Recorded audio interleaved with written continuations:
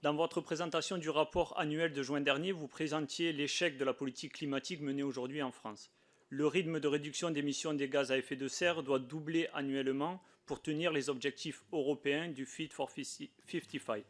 Les objectifs pour y arriver sont détaillés dans votre excellent rapport.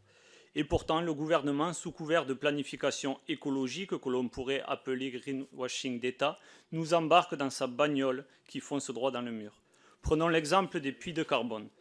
Invoqués par le gouvernement comme solution miracle, vous dites au contraire qu'ils ont un potentiel défaillant du fait de l'intensification des sécheresses, phénomène déjà commencé et voué à s'accentuer.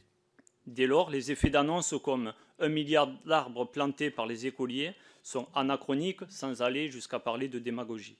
Car actuellement, les puits de carbone absorbent 4% des émissions de gaz à effet de serre, et ce, malgré une couverture forestière d'un tiers du territoire national.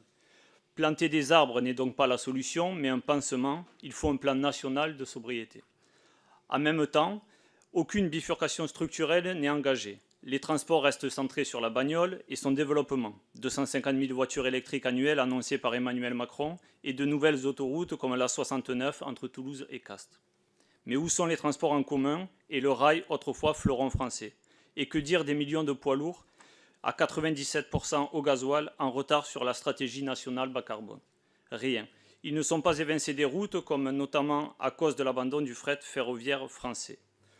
Pour terminer donc, en tant que Haut Conseil pour le climat, comment expliquer que parmi toutes vos recommandations, les seules retenues le soient grâce à une opportunité industrielle ou économique? À croire donc que les coûts sociaux et de biodiversité n'entrent pas dans l'équation. Je vous remercie.